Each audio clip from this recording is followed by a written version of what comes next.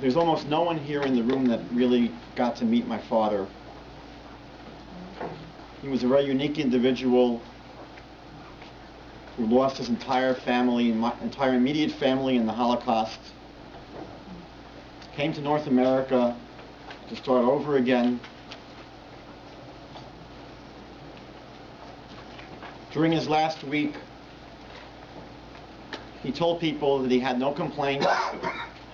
He had a great life. He felt very fulfilled. And you can read about my father, Alav Shalom, in the Hespedim that I left on the table there. In many ways, I became very close to my father over the past 30 days.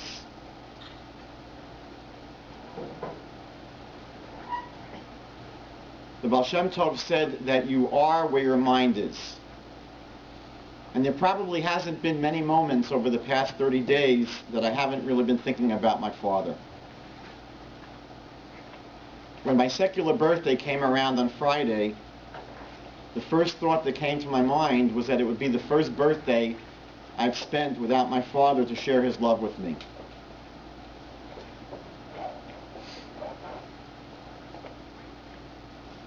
My father told me a number of years ago that he was hoping when he retired to begin studying Talmud again. He had last studied Talmud when he was a young boy, about 70 years ago, before the war broke out.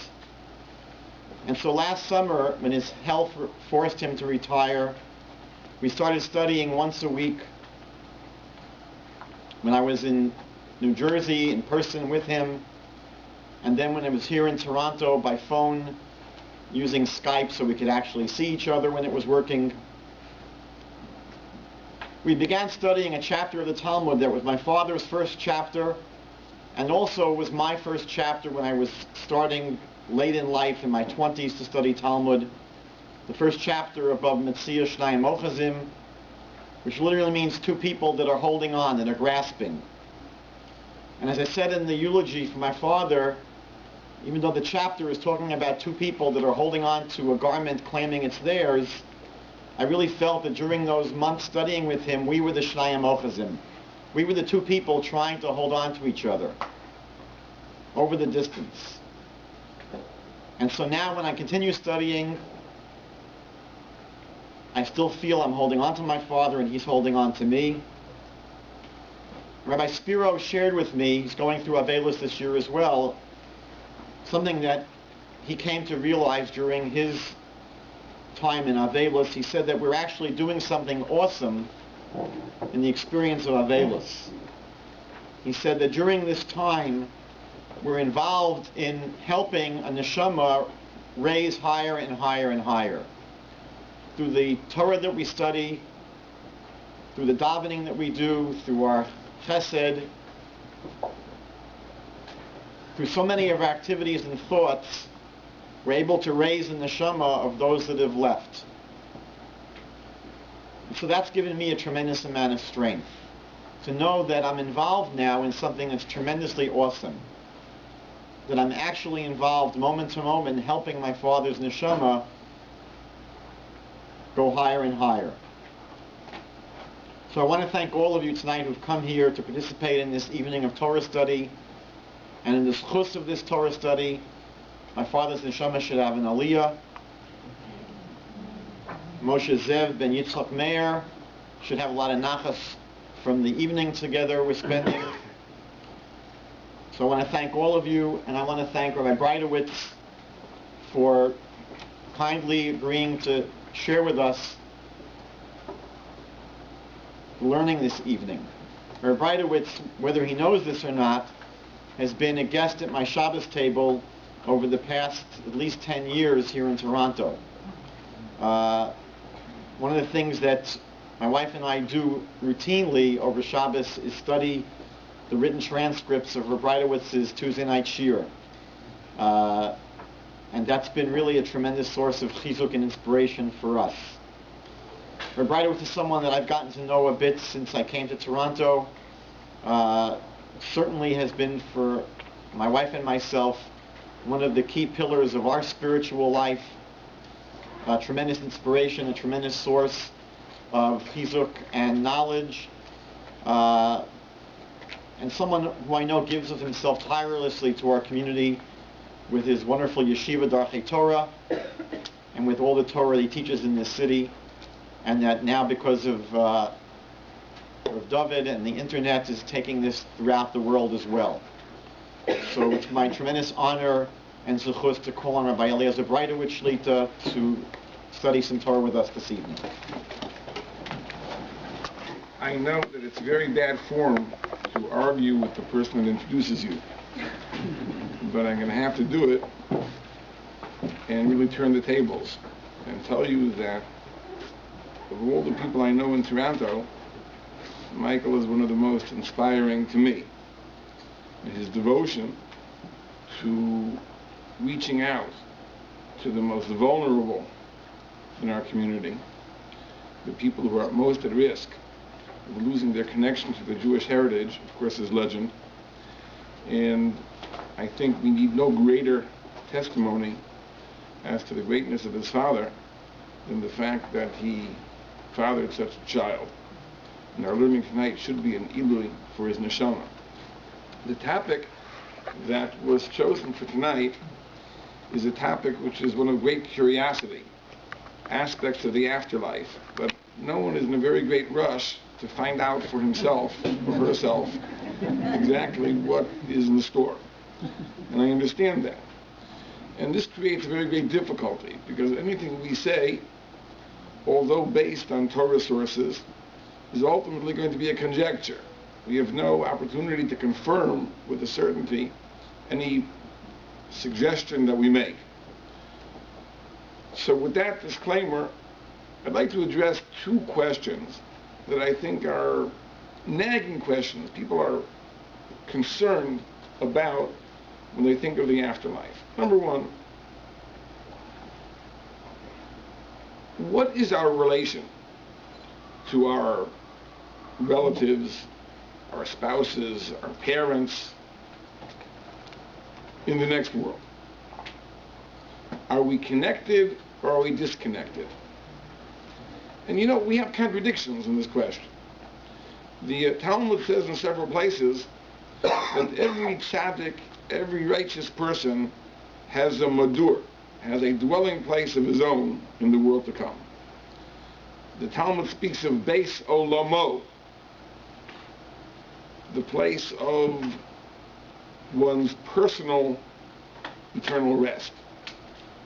Each tzaddik has his own place. And of course, the places are assigned not on the basis of wealth or protectia, but on the basis of spiritual attainments, what a person achieved in this world. A person achieves one level, he's given such a dwelling in the next world. He achieves another level, he's given another dwelling. The Talmud says, by the way, that kol echad v'echad nichvis michupaso shel chareo. Everyone is scalded when he looks upon the pavilion of his neighbor. It doesn't mean jealousy. It doesn't mean, boy, I wish I had that person's house or that person's car. It means this. A person achieves a certain level in this world, and he's assigned a dwelling in the next world, so he thinks that this is as good as could have been expected. Couldn't have done any better. You see, your neighbor did better. And you wonder, why was that? Well, he did more mitzvahs, he learned more Torah. I could have done the same. So as wonderful as the experience of the next world is, there's a bit of sadness there, because you realize that perhaps it could have been even grander, even better. But each person has his own madur, his own dwelling place. And this seems to imply that the experience of the next world is something which is very, very private. Each one of us is in seclusion, alone, disconnected. On the other hand, we go to the Chumash, although the Chumash does not refer to the world to come in great length, there are hints to it. Because when great people speak of their deaths, it is described, for example, as being gathered unto one's nation. Te'asef el amecha. The implication being that when we go on to the next world, we are not alone, but somehow we are gathered into an assembly of like-minded people. There's an implication in several verses that there's a family connection. It says in several places, for example, in the case of Yaakov Avinu, V'shochavti em avosai, that when I dwell, I will lay with my fathers. There's a connection, there's an attachment to Yitzchak and to Avram who came before. There's a very interesting statement that God makes to Avram Avinu. He says to Avram Avinu that you will also lie with your fathers. And Rashi points out that there's a little bit of a problem, because Avram's father was an idolater, Terah. Now we know family connections certainly in this world are very strong, but it happens when parents and children are divided on religious issues. They find it very hard to spend a lot of time together. So here God is telling Avraham Avinu that you're going to lie with your fathers. So Rashi says that from here we see that Avraham was promised that Terach would do tshuva. Terach was alive at this time. And God promised him that Terach would repent, and that when Avraham would die, he would join Terach in the world to come. So it seems that there are connections. Family connections, community connections. I don't understand that. Is it something which is very, very private and individual, the experience of the world to come? Or is it something which allows for connections? The Talmud elsewhere says an amazing thing. What is the experience? What do we do in the world to come? So in one place the Talmud says simply, Tzadikim Yoshrim, the righteous sit, Vatroseyim Barasheyim, wearing their crowns, V'nen and Miziv Ashchina, they derive pleasure from the radiance of the divine presence. Now that could be very private. Each person in his own dwelling basks in the splendor of the divine presence. But the Talmud also says that there's a concept of Mesifta Derakia, the heavenly yeshiva. And in the heavenly yeshiva, this is pictured as an assembly of scholars who are sitting and studying and arguing, debating, like in a yeshiva, like in a Beis Medrash. And that's the experience of the world to come. So again, a yeshiva is not a single person sitting in his private chamber. A yeshiva is a gathering, people working together, struggling together, arguing. So which is it? This is one question. I'll mention, by the way, that there is a very strong intuition that we all have that there are family connections in the next world, from the fact that we all think when planning a funeral or purchasing a burial plot to allow for burial next to a spouse. Husbands and wives wish to be buried next to each other. There's an idea of a family plot where members of the family are buried together. Why is that so important? Why is it so important to people to be buried in proximity? I think the answer is because we understand that there's a connection which goes beyond burial. And if you think that this is something perhaps which is cultural, or this is something that perhaps we've embraced through foreign influence, really Chazal tell us this. Chazal tell us that when Yaakov Avinu met Rachel for the first time, Yaakov Avinu burst into tears. And Rashi says, why was he crying? Because he foresaw in a spirit of prophecy that he would not be buried with Rachel. And if that disturbed Yaakov Avinu, we see it's obviously something very, very important. So this is a constellation of issues we're going to have to get to the bottom of.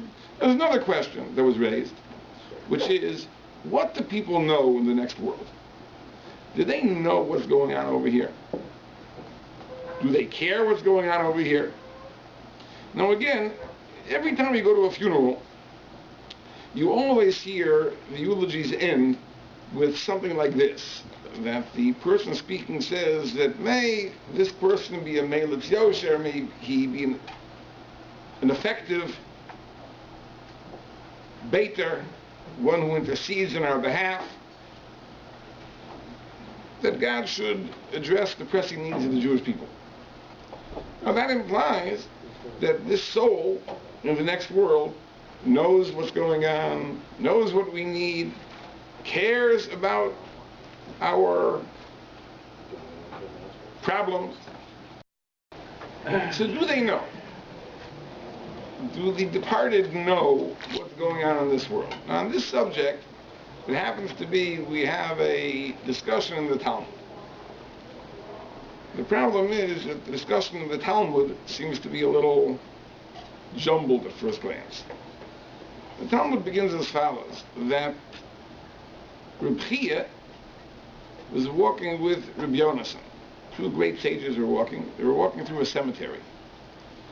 And Rabbi Yonasan had very, very long tzitzis that he was wearing, and the tzitzis were dragging over the graves. So Rabbi Chia told him to lift up your tzitzis, put them under your coat, because the dead will be offended. They'll say, L'machar, tomorrow, boy emetzleinu, they're going to join us, and now they're making fun. Because when you do a mitzvah in the presence of the dead, it's like loading. You see, I can do the mitzvah, you can't. So it's not appropriate. There's an idea of loeg l'rash. You don't make fun of a poor person, even if a person is poor in the sense that he can't do mitzvahs. So lift your tzitzis. So Rav Yonasan asked, do the dead know anything? Isn't there a verse which says, V'hamesim einam yodim u'uma? The dead know nothing? So Rav Chia said, no, you have the wrong interpretation of the verse. That verse, Hamesim einam yodim u'uma, is not referring to dead people at all. It's referring to live people. You see, you have to look at the entire verse in context. It says, Hachayim yodim sheyamusu. The live people know that they're going to die, and the dead know nothing. So what does this verse mean? So says Rav Chia, the verse means as follows. There are people who are tzaddikim. Tzaddikim, very righteous people, even in their death, are called alive. And Rishoyim and wicked people, even when they are alive, they are called dead. So this is the meaning of the verse. Hachayim, the tzaddikim who are called living, they know that someday they're going to die. And therefore they live appropriately. They know that sooner or later they're going to face judgment in the next world. V'hamesim, but the Rishoyim, who even in their lifetimes are considered dead, Einam Yodamuma, they know nothing. They're oblivious to the fact they're going to die. So it says Rav Chia that the verse has nothing to do with really dead people. It's referring to Rishoyim and the fact they're oblivious to their ultimate mortality, and therefore that verse is irrelevant, and certainly the dead are aware of what's going on. So, if the Talmud would end there, you'd get the impression that the dead, no, they're aware. Turn the page. The Meir tells another story. That the sons of Reb Chia, the sons of this very same person, they once had to travel into the country, L'Kir Yasa. They had to attend to some affairs in the countryside. And they were away from their yeshiva, they were away from their books, and as often is the case, their learning became difficult to recall. They began to forget their learning. And this caused them great distress. So one of the sons said, I'll bet you that our Father in heaven knows that we're upset. But he's looking down from heaven, and he knows that we are upset, we are distressed, that we forgot our learning. So the other one answers back, and he says, no, it's not true. He doesn't know what's going on. And he brings a verse. I'll read you the verse. It's a verse in Eov, well-known book. Yichbidu banav v'lo yeda, that his sons, meaning the son of a person who's died, his sons are honored, v'lo yeda, and he doesn't know. He's oblivious. He doesn't know.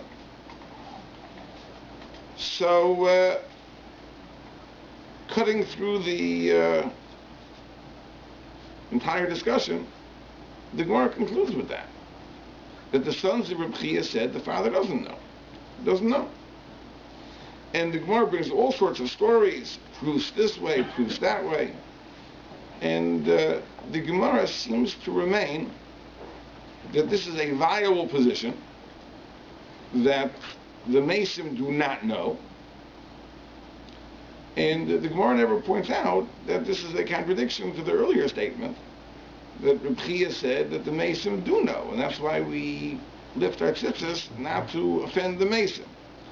So it seems to be a dispute, but it's a curious dispute because it's a dispute between Reb Chia on the one hand and his own children on the other hand.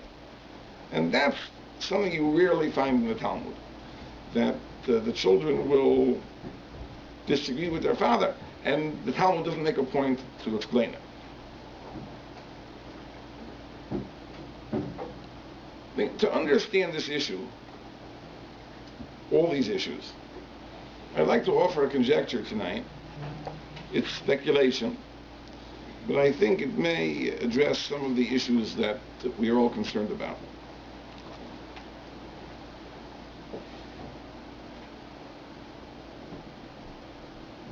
When we talk about the world to come, Olam Haba, it's an amazing thing. There is not even a consensus as to what that expression Olam Haba means. The opinion of the Rambam is that Olam Haba is the place to which your soul goes after death. That when Chazal speak of the world to come Olam Haba, it means where your soul goes. A person dies, the body is buried, the soul goes somewhere. Where does the soul go? That place is called Olam Haba. And the Rambam explains that don't make the mistake and think that it's called Olam Haba because it has not yet been created. To the contrary, it exists side by side with Olam Hazeh. It exists side by side with the world in which we live. It's called the world to come because we're not there yet. In the meantime, we're here. Our souls haven't yet gone on. So therefore it's called the world to come. But certainly the people that have already passed on, their souls are there. So that's the opinion of the Rambam, that Olam Haba is the soul world, the Olam HaNeshamas, to which souls go after death. Tchias HaMesim, the resurrection of the dead, is an opportunity to come back to this world. So the Rambam asks, why in the world would you want to come back? You're already in the next world. Your soul is in the next world. Tzadikim Yoshim, the righteous, are dwelling, crowns on their heads, basking in the splendor of the radiance of the divine presence. Why would you want to come back? The answer is, as we explained, because every person's spiritual level in the next world is a function of his mitzvah observance in this world. And when you get there, you say, oh my gosh, if only I would have done more and learned more and given more tzedakah, how much better off I'd be. So you get an opportunity to come back. Everyone gets one more chance to come back. And that's Tchias HaMesim. That's the resurrection of the dead. You come back to this world. But the Rambam says, don't think that you come back to this world forever. It says the Rambam explicitly that after the Tchias HaMesim, you'll be back in this world. You'll live a second life. You'll have more opportunities to do mitzvahs in a better time. The Rambam says undoubtedly the Tchias HaMesim, the resurrection, will be in the Messianic age, which is the optimal time for mitzvah observance. And then, again, the person will die, and the soul will go to the next world, but upgraded. If he was in coach the first time, in Olam Haba, he'll be in first class, upgraded. If he was in first class, now he'll have a private jet. One step, a notch higher. This is the opinion of the Rambam. The Ramban and the Mukubalim that follow the Ramban say no. They say that when Chazal speak of Olam Haba, they are not speaking about the place to which your soul goes after death. That's called the Olam HaNeshamas. It's true, there is such a place. The body is buried and the soul goes somewhere. That's called the Olam HaNeshamas. And that also is a very wonderful place, a very blissful place. It certainly is an aspect of reward, but that's not the ultimate reward. That's not the ultimate olam haba. There is a universe that has not yet been created. And God, at a point that he decides, will create a new universe, which will be called olam haba. And then there will be a tchiyas hamesim, a resurrection. Our souls will be taken from the olam hanashamas. They'll be reunited with our resurrected bodies and brought into that new universe. And that's olam haba. And in olam haba, say the Mukubalim, it is not only the soul that will experience the bliss, but the soul together with the body. And the great Ramchal, Moshe Chaim Luzzatto, writes that it's only fair that it be that way, because after all, when we did mitzvahs, we didn't just do mitzvahs with our souls. We did mitzvahs with our bodies too. So why should our bodies be denied? Why shouldn't our bodies also partake of the great reward? So in the meantime, until the olam haba is created, our bodies are buried, and our souls are in the olam hanashamas. But ultimately, the tchiyas hamesim is not a return to this world. The tchiyas hamesim is an entry into the next world, and our souls and our bodies will share in the great bliss of the world to come. Now let's assume this opinion, except for the Rambam. This is the consensus opinion, that there really are two stages that follow death. There is the initial stage of separation of body and soul, that the body is buried and the soul is in the olam hanashamais, and there's the ultimate stage, which is olam haba, where the body and soul are rejoined and partake of the ultimate bliss of olam haba. Let's assume that opinion, and let's lay down another issue. Where do our souls come from? Where do our souls come from? Now, the Talmud says like this. The Talmud says, Shlosha shutfim yesh ba'adam. There are three partners in the formation of a human being. Father, mother, they provide the body. Now, the Talmud puts it one way, that the father provides the leiven. The father provides the white material. The mother provides the eidem, the red material. So the Talmud says that the bones and the skin come from the father, and the muscle and the blood come from the mother. We probably put it differently, that the father provides 23 chromosomes and the mother provides 23 chromosomes. But the point of the Gemara is that the body is provided by the two parents. And HaKadosh Baruch Hu injects the neshama. HaKadosh Baruch Hu injects the neshama. So there are three partners. The Balatanya already points out that this statement would seem to imply that there is a disconnection between the neshamas of parents and the neshama of the child. There's a very intimate connection of the bodies, because the body of the child comes from his two parents, but the neshama is totally separate. The neshama is the element that God injects into the body, and there's no connection between the neshama of the child and the neshama of the parents. Balatanya makes this observation that the Gemara seems to say that the neshama of a person doesn't come from his parents. The neshama of a person comes from God, who injects it into the soul. That means that you have two parents, and God has a soul. And obviously, God picks a suitable family for that soul to come into the world, but the soul of the child is not derived from the parents. The Balatanya raises an issue based on this assumption. It's a little bit of a technical issue. I'll mention it. Won't mention his answer to the question. He brings from the Arizal.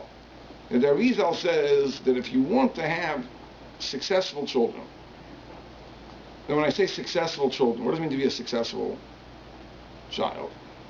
Because nowadays, when we speak of success in North America, the 21st century, how do we define success? Success either means fame or wealth. Right? If you're not rich and you're not famous, you're not a success. That's not our definition of success. Our definition of success is a person who is a God-fearing person, a person who is a devout person, a person who is precise in mitzvah performance, a person who is a scholarly person, a person who is of good character, a responsible person. That's what a success is.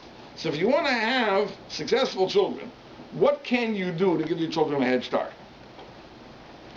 So the Arizal says what you can do to give your children a head start is that when the parents are engaged in the act of marital relations that leads to the conception of the child, they should have lofty and pure intentions.